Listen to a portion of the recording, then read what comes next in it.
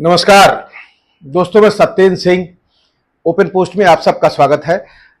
Open post में आज मैं बात करने जा रहा हूं अमेरिका के होने वाले राष्ट्रपति डोनाल्ड ट्रंप की। दरअसल डोनाल्ड ट्रंप पिछले कई दिनों से दुनिया के तमाम देशों को लगातार हड़का रहे हैं। सवाल उठता है कि आखिर सबको हड़काने में वो क्यों लग गए। डोनाल्ड ट्रंप अभी राष्ट्रपति के लिए चुनाव जीते हैं, लेकिन वो राष्ट्रपति नहीं बने। राष्ट्रपति की शपथ वो 20 तारीख को लेंगे। लेकिन अमेरिका की एक ऐसी व्यवस्था है कि चुनाव जीतने के बाद राष्ट्रपति 1-1.5 महीने तक जो है वैसे भी अपनी नीतियों की बात करता है। यहाँ के तमाम दुनिया के बड़े पॉलिटिकल लीडर से मिलता भी है, उनसे भी बात करते हैं। प्रोसेस चलता रहता है। और जो पुराना राष्ट्रपति होता है, जो पहले के राष्ट्रपति होते हैं, तब तक पदभार संभाले रहते हैं। जैसे कि अभी तक बाइडेन जो है अमेरिका के राष्ट्रपति हैं, वो नीतिगत फैसले ले भी रहे हैं। 20 तारीख के बाद डोनाल्ड ट्रंप अमेरिका के राष्ट्रपति होंगे, लेकिन उसके पहले से ही उन्होंने दुनिया के तमाम देशों को हड़काना जारी रखा है, शुरू कर दिया है। भाई मैक्सिको की बात करें तो भाई मैक्सिको को तो पहले से भी वो उनके रिश्ते बहुत तल्ख रहे हैं। पिछले कार्यकाल में भी मैक्सिको को लेके ट्रंप थोड़े से बहुत कड़े रुख के साथ रहे हैं, क्योंकि वहाँ प्रवासियों का इशू है, माइग्रेट करने वाले लोगों का इशू है, ड्रग का इशू है। और मैक्सिको की बात तो समझ में आती है, लेकिन अब ट्रंप ने कनाडा को भी हड़का दिया है कुछ दिनों पहले। यहाँ शब्द मैं हड़काना यूज कर रहा हूँ, हो सकता है हमारे तमाम सारे दर्शक इस शब्द से बहुत परिचित ना हो। बेसिकली हड़काना थोड़ा सा इसका एक रीजनल कनोटेशन है, रीजनल इसका साउंड है, और ये धमकाने जैसा ही शब्द है। लेकिन धमकाने की बजाय मैंने हड़काने शब्द का इस्तेमाल सिर्फ इसलिए किया कि धमकाने वाला जो शब्द है उसमें थोड़ी सी लीगल बाइंडिंग जैसा है। ऐसा नहीं कि धमकाने के बाद आपको धमकी को फंक्शनल बना लो, लेकिन जब आप किसी को धमकी देते हैं इसका मतलब है कि आपके इंटेंट गलत हैं, कुछ गलत आप कर सकते हैं।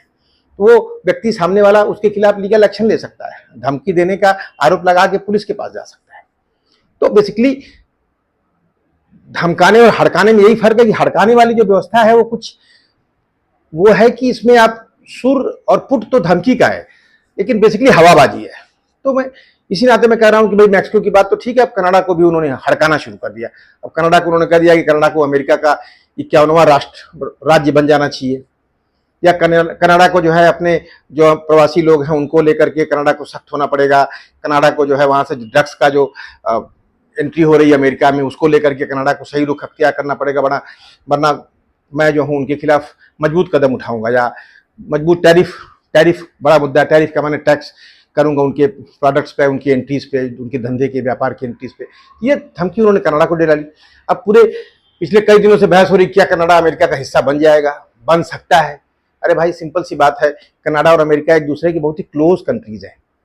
और आप कैसे सोच सकते हो कि कनाडा जैसा एक देश जिसका की आबादी जो है भले कम हो, लेकिन उसका एरिया अमेरिका के पूरे देश से ज्यादा है। अमेरिका के 50 राज्य मिलकर जितना बड़ा इलाका कवर करते हैं, उससे ज्यादा बड़ा इलाका कनाडा कवर करता है, और उसको आप अपना राज्य बना लेंगे। ये कौन सी बात है, कौन सी वैज्ञानिक बात है, कौन सोच सकता है? वो 50वां राज्य कैसे होगा? 5 राज्य और बनाने होंगे। क्या अमेरिका इस तरह की तैयारी में है? हालांकि इस बात को लेकर के कनाडा के प्रधानमंत्री जो है वो अमेरिका है, कोई बात नहीं बनी, और फिर वो इस्तीफा देने की पोजीशन में है। तो या इस्तीफा दे दिए हैं अपने पार्टी की लीडरशिप के पद से, जल्द ही वो प्रधानमंत्री पद छोड़ देंगे। माने इतने सारे सवाल चुनाव जीतने के बाद और प्रधानमंत्री राष्ट्रपति पद की शपथ लेने के पहले ही ट्रंप साहब ने कर दिया कनाडा को लेकर के। अभी कुछ दिनों पहले शुरुआत में आपने देखा पनामा की बात कर दिया। पनामा नहर, जिसके बारे में शायद हमारे बहुत दर्शक जानते हो कि पनामा जो एक छोटा सा देश है। पनामा नहर जो है पनामा देश के बीच से गुजरती है, और पनामा नहर जो है प्रशांत महासागर और अटलांटिक महासागर को जोड़ती है।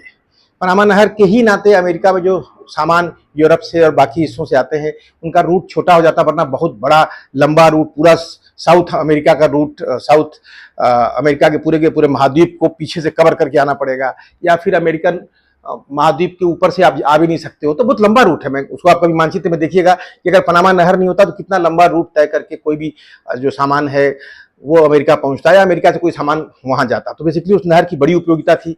ये नहर 20वीं सदी की शुरुआत में बनी थी, और इस नहर पर शुरुआत में अमेरिका का कब्जा भी था।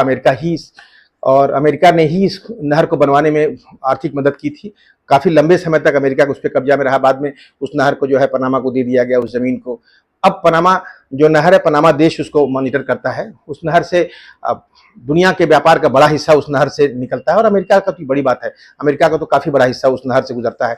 अब अमेरिका ने पनामा को लेकर के एक बीच में ट्रम्प साहब ने बोल दिया कि भाई जो पनामा नहर है उससे गुजरने पे बहुत टैक्स करते हैं, इससे बड़ा नुकसान हो रहा है। और फिर उन्होंने धमकी दे डाली कि अगर ऐसा होगा तो अमेरिका को वापस पनामा नहर लेना पड़ेगा अपने हाथ में, जो कि शायद नामुमकिन है या इस तरह की कोशिश अमेरिका नहीं करेगा, लेकिन आपने कह डाली। और साथ में आरोप लगा दिया कि भाई पनामा नहर की देखरेख का जिम्मा आपको चीनियों के हाथ में चला गया है, चीन के पुलिस वाले या पुलिस आर्मी के लोग वहाँ पर हैं, चीन के सैनिक उधर दिखते हैं, जो कि सच्चाई नहीं है। सच ये है कि पनामा नहर के मुहाने पे जो 2 बंदरगाह हैं उनके देखरेख का जिम्मा एक हांगकांग की कंपनी के पास है, उसमें कुछ चीनी लोग काम करते होंगे। लेकिन ट्रम्प साहब जब जाते हैं, कोई फैसला लेते हैं, कुछ बयानबाजी करते हैं, तो इस एक्सट्रीम तक जाते हैं। जाहिर सी बात है कि पनामा का मुद्दा अमेरिका जब चाहे तब पनामा पे हमला कर सकता है, उसको अपने कब्जे में ले सकता है। लेकिन इस तरह की बात कि आपको ऐसा करना पड़ेगा, अमेरिका को जो आने वाले उत्पाद हैं या अमेरिका से जो जाने वाले उत्पाद हैं वो महंगे हो रहे हैं, आपको टैरिफ कंट्रोल करना होगा, इस तरह की धमकी, ये हड़काने वाली बात है। निश्चित रूप से डोनाल्ड ट्रंप पनामा के खिलाफ कोई बड़ा कदम ले सकते हैं, लेकिन वो नहीं लेंगे, क्योंकि वो उनकी बेसिकली नीतियों के खिलाफ है। उसकी बात हम आगे करेंगे। पनामा की बात किया, अभी ग्रीनलैंड की बात कर दिया उन्होंने। कहा अमेरिका के ऊपर और कनाडा के ऊपर एक जो इलाका है ग्रीनलैंड का, बेसिकली बर्फ से ढका हुआ पूरा का पूरा प्रदेश है, हिस्सा है, काफ़ी बड़ा लैंड मास है। ग्रीनलैंड जो है उसकी आबादी लगभग 57,000 के आसपास है। काफ़ी खनिज पदार्थ है, लेकिन अब वहाँ से उनका दोहन नहीं होता, उस पर रोक लगी हुई है। लेकिन अब ग्रीनलैंड को लेकर के अमेरिका ने पिछले कुछ दिनों पहले कहना शुरू कर दिया कि ग्रीनलैंड अमेरिका के पास होना चाहिए, नहीं तो अमेरिका की सुरक्षा को खतरा है। अमेरिका जो है चीन और रूस से लेकर के अमेरिका को जो खतरा है उसके लिए ग्रीनलैंड उसके कंट्रोल में होना चाहिए। और फिर ग्रीनलैंड के प्राइम मिनिस्टर ने बयान दे दिया कि ग्रीनलैंड कोई बिकाऊ देश नहीं है। ग्रीनलैंड की स्थिति है कि ग्रीनलैंड बेसिकली नॉर्वे का एक हिस्सा है, डेनमार्क का एक हिस्सा है, और ग्रीनलैंड एक लगभग स्वायत्त प्रदेश जैसी ही स्थिति है, वहाँ प्राइम मिनिस्टर भी है, लेकिन डेनमार्क के अंदर आता है। ग्रीनलैंड जो है वर्ल्ड वार के पहले जर्मनी के हाथ में था, वर्ल्ड वार के बाद कुछ साल तक, जो 4-5 साल तक जो है अमेरिका के पास रहा, और फिर वापस ये डेनमार्क के पास चला गया। और ग्रीनलैंड डेनमार्क के पास अभी भी है, एक स्वायत्त राज्य के रूप में। अब डेनमार्क की आबादी बहुत छोटी है। अब अमेरिका का इंटरेस्ट सिंपली है कि भाई निश्चित रूप से डेनमार्क पे कब्जा करके अमेरिका अपनी सुरक्षा की निगरानी बड़े पैमाने पे कर सकता है, या रूस या ऊपर के आर्कटिक ओशियन की तरफ उसकी नज़र होगी। आप कभी नक्शे में देखिएगा तो आपको समझ में आएगा। लेकिन आप इस तरह का बयान दे डालते हैं। वहाँ की प्रधानमंत्री को कहना पड़ा कि भाई हमारी एक लंबी यात्रा है आज़ादी की, उसके लिए हमने लड़ाई लड़ी है, इतना आसान नहीं है, हम बिकाऊ नहीं। निश्चित रूप से डेनमार्क से जो है वो युद्ध नहीं करने जा रहे हैं ट्रम्प साहब, कभी हमला नहीं कर देंगे, क्योंकि डेनमार्क वैसे भी नाटो का हिस्सा है और नाटो देशों की अपनी एक सहमति है। जितने देश हैं, जिसको ऑलमोस्ट बड़ा लीडर है अमेरिका, नाटो कंट्रीज की सहमति है कि भाई नाटो के किसी भी एक देश पे जब भी हमला होगा तो नाटो के सारे देश उसको ये मान लेंगे कि उनके ऊपर हमला है। तो एक बहुत बड़ा इशू है, क्या अमेरिका ऐसा कर सकता है? नहीं कर सकता, फिर ये बयान क्यों दे रहे हैं? तो जाहिर सी बात है कि भाई हड़का करके कुछ कर लेना चाहते हैं। उनको लगता है कि शायद प्रेशर डालने से डेनमार्क जो है वो अपनी स्वायत्तता की बात करके अलग हो जाए खुद ही, और फिर अमेरिका की निगरानी में आ जाए। कुछ इस तरह की योजना बन सकती है। या फिर डेनमार्क जो है, माफ़ कीजिएगा, ग्रीनलैंड जो है डेनमार्क से अलग हो जाए, या फिर डेनमार्क जो है वो ग्रीनलैंड को लेकर के अमेरिका के साथ कुछ बातचीत करे और उसकी सुरक्षा का जिम्मा सौंप दे। या फिर हो सकता है डेनमार्क ने जो खर्च किया है सुरक्षा को लेके ग्रीनलैंड के आसपास, उसको कुछ बढ़ा दे और उसके लिए कुछ अमेरिका को अपना बेस वगैरह दे दे। कुछ इसी तरह की बात है, इससे ज़्यादा कुछ नहीं है। बेसिकली ये है कि धमकी नहीं है, ऐसा नहीं है कि ट्रम्प साहब कुछ करने जा रहे हैं, लेकिन उन्होंने धमकी तो, या हड़काने वाली बात है तो हड़का तो दिया। ग्रीनलैंड को, कनाडा को, मैक्सिको को। राष्ट्रपति बनने के कुछ ही दिनों बाद उन्होंने ब्रिक्स के देशों को हड़का दिया। वे ब्रिक्स के 2 देश हैं, आप सब शायद जानते हो कि ब्राज़ील, रूस, चाइना, इंडिया, साउथ अफ्रीका इसके हिस्सा थे पहले। साउथ अफ्रीका बाद में जुड़ा, शुरुआत में तो ब्राज़ील, रूस, चाइना और इंडिया उसके हिस्सा थे। साउथ अफ्रीका के बाद बहुत कई और दूसरे देश भी उससे अब जुड़ गए हैं। लेकिन अब ब्रिक्स देशों को लेकर के डोनाल्ड ट्रंप ने कहा कि ब्रिक्स देश जो हैं अपनी नई करेंसी लाना चाहते हैं, और अगर ऐसा कोई प्रयास हुआ तो अमेरिका जो है ब्रिक्स देशों पे कड़े टैरिफ लगाएगा। बड़ी बात थी। हालांकि ब्रिक्स देश एक नई करेंसी की बात किया था, रूस ने उसकी पहल भी की थी पिछले ब्रिक्स की मीटिंग में, लेकिन उस पहल को बात आगे नहीं बढ़ाई गई थी। लेकिन ट्रम्प साहब ने खुद ही उठा लिया है मामला, जबकि शायद वो जानते होंगे कि ब्रिक्स देशों में जो करेंसी का मामला है वो इसलिए भी आगे नहीं बढ़ पाया क्योंकि रूस उसको लेकर सीरियस भी नहीं था। रूस ने तो साफ किया था कि चूंकि रूस के खिलाफ सैंक्शन था, रूस के विदेशी रिजर्व जितने थे बैंकों में वो यूरोपियन देशों ने या अमेरिका ने सीज कर लिया था, या डॉलर में ट्रांजैक्शन नहीं रूस कर पा रहा था, इस नाते एक नई करेंसी की जरूरत महसूस की। लेकिन उसके खिलाफ ब्रिक्स कहीं आगे नहीं बढ़ गया था, भले ही ब्राजील ने उस पर ज्यादा सहमति जताई थी। हालांकि भारत ने साफ कर दिया कि उसकी कोई मंशा नहीं है ब्रिक्स देशों की किसी नई करेंसी को लेकर के। साफ सी बात है कि भाई अगर ब्रिक्स देशों की कोई करेंसी आएगी तो ब्रिक्स में सबसे डोमिनेंट कंट्री कौन सी है? ब्रिक्स पे चीन के कब्जे या चीन के दबदबे की बात लगातार होती रही है और भारत कभी उस दबदबे को बर्दाश्त नहीं करेगा। और करेंसी की बात होगी तो इस इलाके में सबसे बड़ा जो कारोबारी कंट्रोल है वो चीन के करेंसी में है। तो भारत नहीं चाहेगा कि पूरी की पूरी ब्रिक्स देशों में जो है चीन की करेंसी इतनी डोमिनेंट हो जाए, जो आज जो है डॉलर की स्थिति है। हालांकि डॉलर की स्थिति दुनिया में लगातार कमजोर, लेकिन आज भी दुनिया के वैश्विक कारोबार में डॉलर की भूमिका सबसे बड़ी है, लगातार कमजोर होने के बावजूद भी। अभी बहुत कोई करेंसी ऐसी नहीं जो डॉलर को रिप्लेस कर पाए। तो अमेरिका भी इस बात को जानता है, उनको मालूम है कि भारत भी इस बात को नहीं पुश करेगा, लेकिन उन्होंने धमकी दे डाली। अब उसी बहाने वो बेसिकली चीन को धमकी है या चीन को हड़काने की कोशिश है। मैं फिर धमकी नहीं बोल रहा हूं क्योंकि बेसिकली ये अमेरिका में मैसेजिंग है। तो ये सब हड़काने वाला जो खेल है, इसको जो हवाबाजी मैं बोलता हूं, ये बेसिकली कर क्या रहा है ट्रंप साहब? एक बात तो साफ है कि ट्रंप साहब किसी युद्ध की तरफ नहीं बढ़ रहे हैं। ट्रंप युद्ध को लेकर के उनकी एक समझ है, वो चाहे जितने बड़े बड़बोले नेता हों, एक बात तो तय है कि वो पिछले कार्यकाल में भी जिसको उन्होंने चुनाव में भुनाया भी कि भाई मैं युद्ध नहीं थोपा मैंने किसी देश पे, बल्कि उन्होंने बार बार कहा कि अगर मैं राष्ट्रपति रहा होता तो रूस और यूक्रेन का युद्ध रुक गया होता, या इजराइल का युद्ध नहीं होता, या मैं इसको रोक देता। तो एक बात तो तय है कि ऐसे में ट्रंप किसी भी युद्ध की स्थिति में नहीं पहुंचेंगे, वो जानते भी हैं। लेकिन सवाल है कि ट्रंप की दिक्कत क्या है कि ट्रंप अमेरिका फर्स्ट की जो उनकी पॉलिसी है, उसकी इमोशनल जो पोजिशनिंग है, उसके लिए वो अपनी पोजिशनिंग कर रहे हैं दुनिया को हड़का के। भाई अमेरिका के इंटरेस्ट को लेकर के मैं बहुत सीरियस हूं, और उन्होंने आइडेंटिफाई कर लिया कि भाई मैक्सिको एक देश है जहां से हमको प्रॉब्लम है, ड्रग्स आते हैं, वहां से लोग माइग्रेट कर रहे हैं। कनाडा को समझा दिया कि बॉर्डर से ड्रग्स आ रहे हैं, या माइग्रेशन का जो इशू है, प्रवासी वहां से एंटर करते हैं, तो उसके लिए आपने कनाडा को भी समझा दिया। आपने पनामा पे को भी हड़का दिया कि भाई उस रास्ते से आप काफी टैक्स ले रहे हैं और चीन की निगरानी में पनामा नहर है। आप ग्रीनलैंड को भी आपने एक तरह से हड़का दिया, या नॉर्वे डेनमार्क को हड़का दिया। तो ये हड़काने वाला जो खेल है बेसिकली उनकी पोजिशनिंग है। मेरा अपना मानना है कि वो किसी युद्ध को नहीं पुश करेंगे क्योंकि वो उनका एडवांटेज है, वो बिजनेस नीतियों को लेकर चीजों को पुश करना चाहते हैं। वो इकोनॉमिक अमेरिका का जो पोजिशनिंग है, इकोनॉमिक जो डोमिनेंस है उसको बनाए रखना चाहते हैं, अमेरिका की इकोनॉमिक इंटरेस्ट को सेफगार्ड करना चाहते हैं। वो जानते हैं कि अमेरिका अब किसी वैश्विक लीडर बनने की पोजीशन में नहीं है। शीत युद्ध के बाद रूस और अमेरिका दो बड़े पावर थे, भले रूस डिक्लाइन कर गया, आज अमेरिका पिछले काफी दिनों से माने यूनिपोलर पावर के रूप में दुनिया में दिख रहा था, लेकिन चीन एक बहुत डोमिनेंट फोर्स है और अमेरिका की सबसे बड़ी चुनौती चीन है। वहां की जनता के बीच में भी चीन को लेकर काफी इमोशनल नाराजगी है या एंग्विश है। तो चीन को बार बार एड्रेस करने के लिए उन्होंने ब्रिक्स का नाम ले लिया, ब्रिक्स की करेंसी का नाम ले लिया, और चीन उनके लिए चुनौती बड़ी है। तो बेसिकली आज अमेरिका को मालूम है कि दुनिया भर में कहीं अमेरिका घूम करके अब किसी बड़े युद्ध को न तो मोल लेने की स्थिति में है, न दुनिया को कंट्रोल करने की स्थिति में है।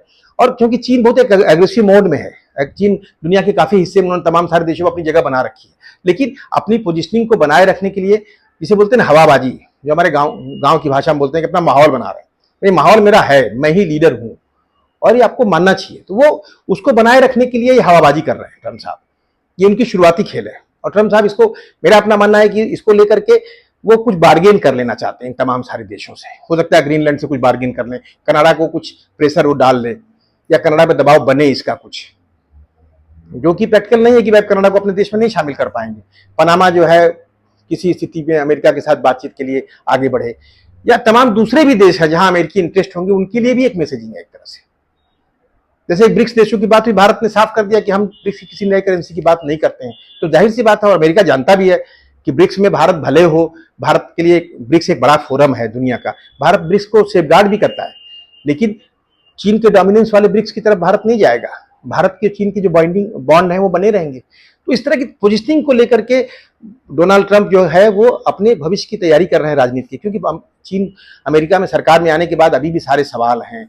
बेरोजगारी इशू बनेगा, वहां पे महंगाई अभी भी बनी हुई है, आर्थिक मंदी के संकट अमेरिका के सामने भी है, दुनिया के सामने है। तो उसमें अमेरिका की इकोनॉमिक स्थिति को लेकर के उनको जो है कुछ मजबूत मेजर्स लेने पड़ेंगे, और हो सकता है कि ट्रंप को आगे बढ़कर के कुछ ऐसे फैसले लेने पड़े जो एक तरह से संरक्षणवादी हों, जो अमेरिका के हितों को सेफगार्ड करने के लिए अपने बिजनेस इंटरेस्ट को संरक्षण देने की कोशिश करें, जो बेसिकली उदारीकरण की पूरी पॉलिसी के खिलाफ है। तो अमेरिका शायद वहां तक जाना भी नहीं चाहेगा। तो उसके लिए चाहेगा कि दुनिया के तमाम सारे देश बेसिकली उनका रास्ता बना के खोलें। अमेरिका उस एक्सट्रीम तक जाकर के अपनी चीजों को सेफ गार्ड करने के लिए किसी बहुत एग्रेसिव इकोनॉमिक पॉलिसी को ले ये अमेरिका के इंटरेस्ट में नहीं होगा। जो वैश्विक स्तर पर जो उसकी लीडरशिप जो इस्टेब्लिश हुई थी अब तक खुले बाजार के चलते, खुले बाजार की नीतियों के चलते, वो कहीं ना कहीं कटघरे में खड़ी हो जाएगी। तो उसके पहले ही ये हड़का करके अपने हितों को सेफगार्ड करने की कोशिश और अपनी जनता को बताने की कोशिश कि मेरे लिए अमेरिका फर्स्ट है। अमेरिका फर्स्ट तो अमेरिका के हर राष्ट्रपति के लिए है। अमेरिका का कोई ऐसा राष्ट्रपति नहीं होगा जिसके लिए अमेरिका के इंटरेस्ट फर्स्ट नहीं होंगे। लेकिन इसको उन्होंने पॉलिटिकल नारा बनाया है। पॉलिटिकल नारा बनाया है तो उसको अपने तरह से, जैसे भारत में अब भारत फर्स्ट, इंडिया फर्स्ट या भारत का राष्ट्रवाद, जब कोई प्रधानमंत्री बोलता है या आज के प्रधानमंत्री बोलते हैं तो उसके लिए आपको एग्रेशन दिखाना पड़ता है दुनिया में। हालांकि दुनिया भारत का कोई प्राइम मिनिस्टर होगा तो उसके लिए भारत फर्स्ट है, इसी नाते प्राइम मिनिस्टर है, एक लंबी राजनीतिक यात्रा के बाद वहां पहुंचा है। तो अमेरिका में भी अमेरिका फर्स्ट का जो प्रेशर है उसको बनाए रखने के लिए, उसके लिए जो मैसेजिंग करने के लिए जो पोजिशनिंग है, उसके लिए हड़काने वाला जो पूरा खेल है, माहौल बनाने वाला खेल ट्रम्प कर रहे हैं। इसका कितना फायदा होगा तो राष्ट्रपति बनने के बाद समझ में आएगा। राष्ट्रपति बनने के बाद क्या कदम उठाते हैं वो, और ये तमाम सारे देश जो है किस तरह के रियायत देते हैं उनके लिए, किस तरह से उनके साथ पेश आते हैं, तो अभी आने वाले समय मालूम पड़ेगा। लेकिन कुल लेकर के मैं आपसे बात करना चाहता था कि भाई बेसिकली जो माहौल बना रहे हैं ट्रम्प साहब, इससे एक मैसेज और है दुनिया में, वो यह है कि अमेरिका की जो दादागिरी को लेकर दुनिया भर में जो मैसेज है अब तक का, दुनिया के तमाम सारे देशों में अमेरिका की दादागिरी को लेकर के थोड़ी नाराजगी भी रहती है।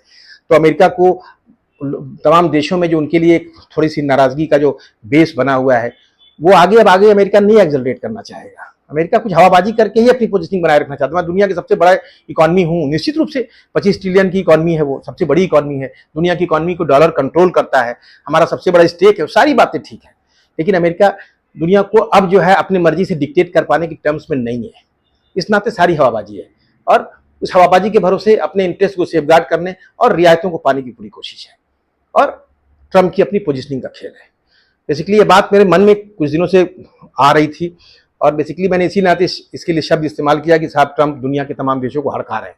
बहरहाल ये बात हमने हल्के नोट में भी करना चाहता था मैं आपसे, लेकिन इसके कुछ सीरियस नोट भी हैं। राष्ट्रीय अंतर्राष्ट्रीय मंचों पे ये गंभीर विषय है जिसकी दुनिया भर में चर्चा है, इसलिए मैंने आपसे बात किया। फिर बात करेंगे किसी और विषय पे, तब तक के लिए नमस्कार।